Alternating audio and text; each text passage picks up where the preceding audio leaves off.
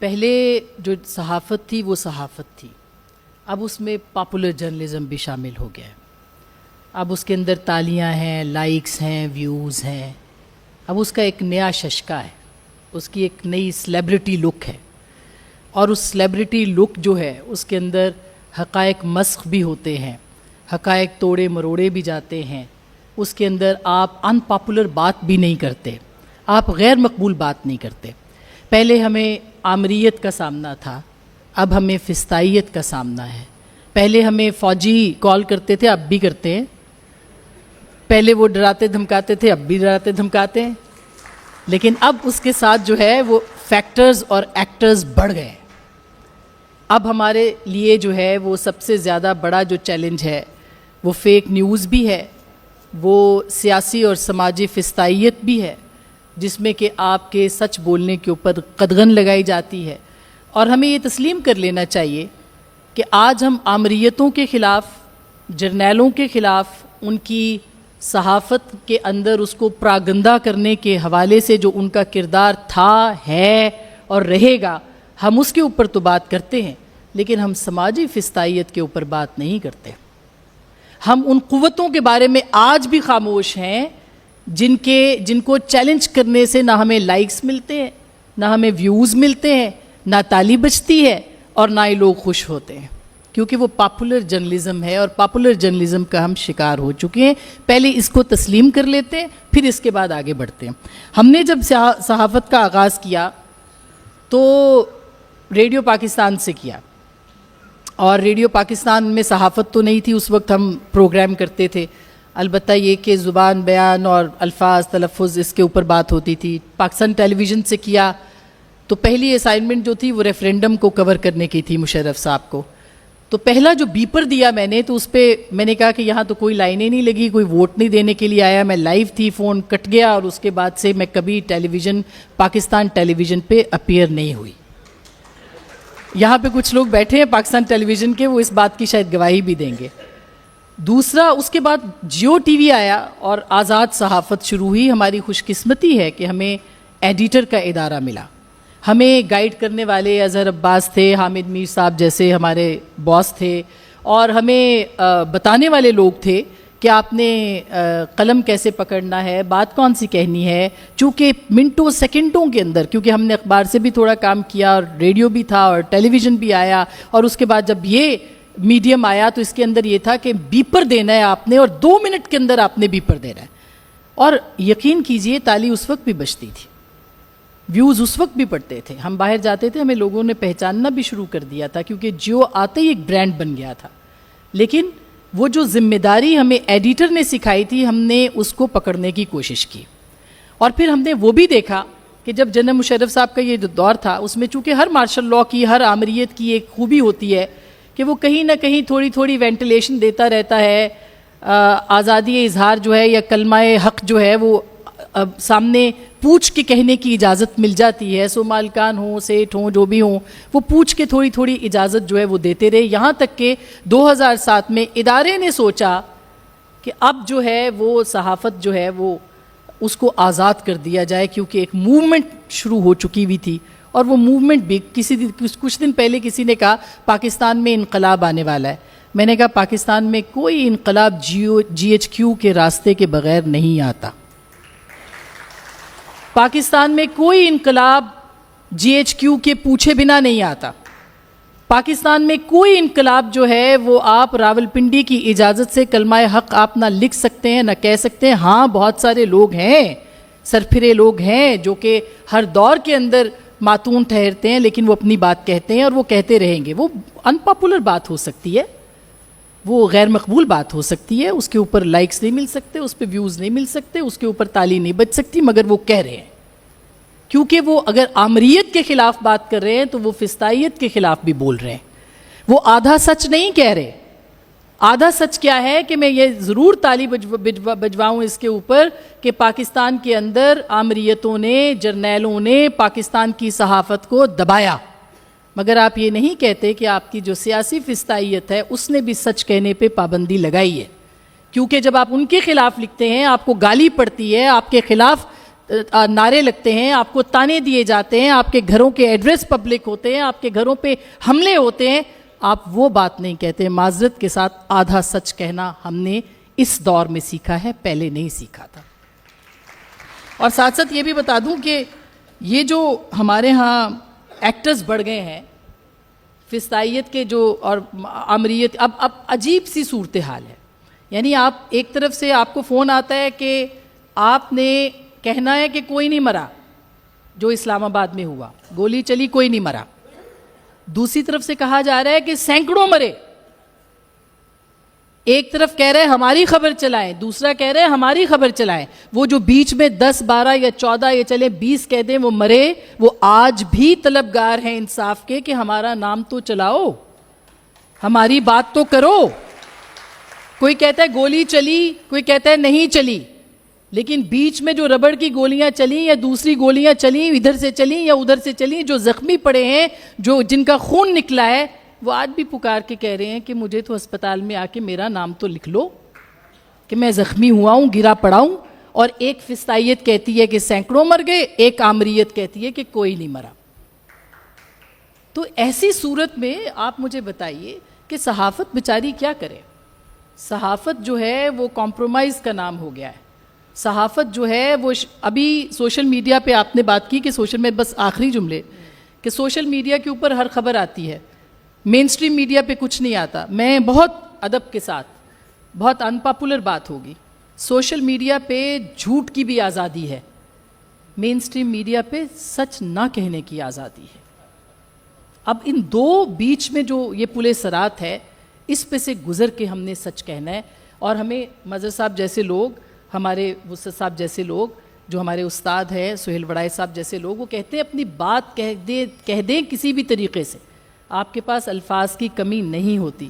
جب آپ اپنی بات کہتے ہیں, آپ کو الفاظ آپ کے پاس آتے ہیں, تو اس میں آپ کے استادوں اور آپ کے لکھنے والے, آپ کو بتانے والے, آپ کے ایڈیٹرز کا بہت بڑا کردار ہے, جو کہ اب نہیں رہا.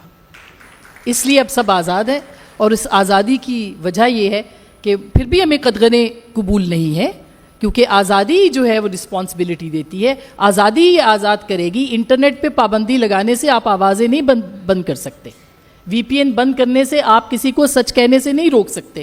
لہٰذا آزادی ہی وہ پہلی شرط ہے جو کہ رسپانسبلٹی کا یا ذمہ داری کا اضافہ کرے گی. سیاستدانوں کی طرف سے بھی ایک نیکی اور بدی کی جنگ بنا دیا گیا سیاسی سپورٹ کو, اور بالخصوص وہ سیاستدان جو اسٹیبلشمنٹ کے شاگرد رہے, ان کی طرف سے یہ رویہ دیکھا گیا. جینون سیاستدان جو ہوتے ہیں وہ سیاست کو, اختلاف رائے کو, ہم talk shows, political talk shows کرتے ہیں, اس حد تک ان کی طبیعت سمجھ آ جاتی ہے کہ وہ برداشت کرتے ہیں. لیکن ایک خصوصی اکیڈمی سے آئے ہوئے جو لوگ ہیں, ان کو اختلاف رائے برداشت نہیں, وہ جا کر اسلام آباد کے آس پاس کچھ اہم جگہیں ہوتی ہیں, وہاں پر شکایت بھی لگا دیتے ہیں.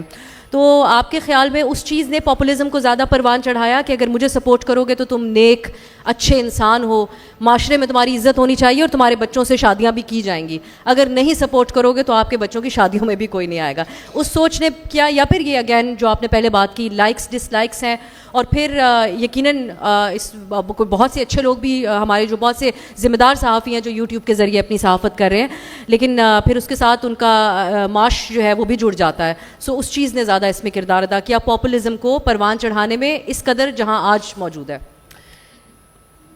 کہ بہت ساری چیزیں ہیں, مثلاً صحافت جب سے آزاد ہوئی اس میں حالات بھی بدل گئے, واقعات بھی بدل گئے, بہت ساری چیزیں ہیں. اچھی تنخواہیں بھی اب چینلز بھی دیتے ہیں, اور باقی لوگ بھی اچھے طریقے سے لکھ کے بھی کماتے ہیں. بہت اچھا یہ سلسلہ ہے جو کہ ہے اس وقت بھی. اب وہ کانسیپٹ نہیں رہا کہ اگر کوئی کہے کہ بھئی پہلے جیسے حالات ہیں صحافیوں کے, اب صحافیوں کے حالات بدل گئے. یہ بھی ایک بہت تلخ حقیقت ہے کہ اب لفافوں کے انداز بھی بدل گئے. یعنی پہلے اگر لفافے بلا کے درباریوں کو دیے جاتے تھے, تو اب اس کا ایک میکنزم بھی بنا دیا گیا ہے, اور وہ میکنزم موجود ہے. اب ایک بھرپور, اب بہت ڈیٹیل میں بات نہیں کر سکتی, یہاں بیٹھا ہوا ہر شخص جو ہے وہ بڑا سمجھدار ہے کہ یہ جو یوٹیوب پہ کمانے کا ذریعہ ہے, اس میں سب نہیں, مگر جو مخصوص جن پہ ہم سب بہت سے لوگ اعتراض کرتے ہیں, وہ ایک پورا میکنزم ہے جس کے اندر وہ برائب جو ہے وہ آ رہی ہے, اور اس نے صحافت کو بگاڑا ہے. مثلاً یہ جو نئے نئے جمہوری اور نئے نئے ہمیں نظر آتے ہیں جن کی جمہوریت، آئین پسندی، انسانی حقوق پسندی 2022 اپریل کے بعد ہمیں نظر آئی ہے، اس سے پہلے وہ انہی کے کہنے پہ سیاستدانوں کو گندا بھی کہتے تھے. وہ کہتے تھے ہمیں فائلیں دکھائی گئی تھی کہ فلانا کرپٹ ہے، مگر انہوں نے جرت نہ کی اس وقت پوچھنے کی کہ فلانا جو ہے وہ کرپٹ ہے اور جس کی فائل آپ دکھا رہے ہیں اس کا میں خود بھی جا کے تحقیق کروں کہ یہ کرپٹ ہے یا نہیں ہے. پھر ان کی جمہوریت جاگی، انسانی حقوق جاگے، ان کے باقی چیزیں جاگیں، اور وہ اس وقت غداری کے فتوے بھی بانٹتے تھے. یہ سہیل بڑائی صاحب بیٹھے ہیں، یہ مظہر عباس صاحب، یہ وسعت صاحب بیٹھے ہیں، خود میں بھی، حامد میر صاحب گواہ ہیں کہ ہمیں کتنی بار غدار کہا گیا ہے اور آج بھی کہا جا رہا ہے. ایسا نہیں کہ نہیں کہا جا رہا. کتنی بار ہم پہ الزامات لگائے گئے ہیں اور آج بھی لگائے جا رہے ہیں. کیا وجہ ہے؟ کیا ہم پاپولر جرنلزم نہیں کر سکتے؟ اب سا اپنی یہ اہلیت نہیں ہے کہ آپ کوئی ایک آدھا ٹویٹ کر دیں اور اس کے بعد پھر آپ دیکھیے اس کے بعد کیا ہوتا ہے آپ کے ساتھ؟ ہے نا یہ میں اہلیت؟ خوف سے بیلنس کرتی ہوں، ایک ایک جملہ بس یہی تو، ایسی منافقت سے ادا کرتی ہوں کہ بچت ہو جاتی. لیکن یہی تو نہیں ہو پا رہا. اب یہی تو منظور نہیں ہے. ایک کیمپ کہتا ہے ہمارے پاس آ جاؤ، دوسرا کیمپ کہتا ہے ہمارے پاس آ جاؤ، ایک کیمپ کہتا ہے ہم آپ کو تحفظ دیں گے، دوسرا کیمپ کہتا ہے ہم آپ کو تحفظ دیں گے. بیچ میں جو بیلنس کر کے بات کرتا ہے، جو یہ کہتا ہے کہ بندے مرے ہیں اور جو یہ کہتا ہے کہ سینکڑوں نہیں مرے ہیں اور جو یہ کہتا ہے کہ سینکڑوں مرے ہیں اور جو کہہ رہا ہے بالکل نہیں مرے ہیں، جو بیچ والا ہے نا، جو سچ کہہ رہا ہے، وہ آج بھی جو ہے وہ تائب ہے، وہ آج بھی ماتون ہے، اس کو آج بھی گالی پڑ رہی ہے. تو اس سے کوئی گھبرانا نہیں چاہیے. اور جو فیک نیوز، دیکھیے اس کو ایڈمٹ کیجئے کہ جھوٹی خبر ایک بہت بڑا المیہ ہے. ہم یہ تو کہہ رہے ہیں کہ پابندیاں ہم پہ لگائی گئی ہیں، پوری دنیا میں پابندیاں لگائی جا رہی ہیں، میں اس کی بالکل فیور میں نہیں ہوں. لیکن ہم کیا احتساب کرتے ہیں ایسے لوگوں کا جو کہیں کہ خون کی ندیاں بہہ گئیں اور 4 دن کے بعد وہ ٹویٹ کریں کہ اس کی ریزیمبلنس کو، اس کے ساتھ نا تشبیہ کو بس ایسے ہی سمجھا جائے؟ کیا ہم احتساب ہمیں نہیں کرنا چاہیے؟ کیا فیک نیوز مسئلہ نہیں ہے کہ آپ نے ایک لاہور کے اندر بچی کا ریپ کروا دیا، اسٹوڈنٹس باہر نکل آئے، آج مجھے بتا دیں، ہم تحقیقاتی صحافی، یہاں ماجد نظامی بیٹھے ہیں کہیں پہ، جی ان سے پوچھئے وہ ریپ والی لڑکی کہیں ملی کہ نہیں ملی؟ ہم نے خود فون کیے ہیں، ہم نے خود لوگوں سے جا کے پوچھا ہے، مگر انفارچونیٹلی اس نے پاکستان کے اندر فساد کروائے ہیں. کل برطانیہ میں آپ دیکھیے کیا ہوا کہ نسلی فسادات شروع ہو گئے اور کس طرح سے انہوں نے اس کا تدارک کیا. تو ہم جب مسئلوں کی نشاندہی کرتے ہیں تو ہمیں اس کا حل بھی بتانا چاہیے. اور اس کا ایک بہت آسان حل ہے. اس کا حل یہ نہیں ہے کہ ریاست اس آڑ میں، فیک نیوز کی آڑ میں جو صحیح صحافت کر رہے ہیں ان پہ پابندیاں لگائے، اور ایسا ہوگا. یہ قانون ان لوگوں کے لیے نہیں بن رہا جو اے آئی کی تصویریں بنا رہے ہیں، وہ فیسیلیٹیٹرز ہیں. یہ قانون ان کے لیے بن رہا ہے جو سچ کہہ رہے ہیں، جو کہہ رہے ہیں، جو تحقیق کے بعد کہہ رہے ہیں کہ نہیں گولی بھی چلی اور بندے بھی مرے، ہاں تعداد بے شک جتنی بھی ہے، جو کم ہے جو زیادہ ہے، جو صحیح بات کر رہے ہیں. تو یہ ان کے لیے یہ فیسیلیٹیٹرز ہیں، یہ بیٹرز ہیں، یہ مددگار ہیں ان قوتوں کے جو کہ ہمیشہ سے آزادی اظہار کو پابند کرنا چاہتے تھے. اور کل یہ پابندیاں ہم پہ لگیں گی، ہم سب پہ لگیں گی، ان پہ نہیں لگیں گی جو فائلیں دیکھ کے بتاتے تھے کہ کرپشن ہوئی یا نہیں، وہ جا کے ٹی وی پہ پروگرام کرتے تھے. تو میرا خیال ہے کہ یہ ہمیں اس کو ضرور سوچنا چاہیے، اور یہ اس کا حل آپ سب بڑے ہمارے جو سینئر لوگ ہیں اس کا حل بھی بتائیں کہ ہمارے اپنے اداروں کے اندر، ٹھیک ہے سوشل میڈیا کے اوپر کوئی پابندی نہیں، مگر آج بھی مین سٹریم میڈیا کے اوپر غلط خبر چلنے کے امکانات انتہائی کم ہیں. اور اس کی وجہ یہ ہے کہ وہاں پہ چھنی میں خبر چھن کے جاتی ہے، وہاں پہ سنسنی نہیں پھیلائی جاتی ہے، وہاں پہ جھوٹ کو پھر بھی چیک کیا جاتا ہے کہ بھئی یہ جھوٹ تو نہیں ہے.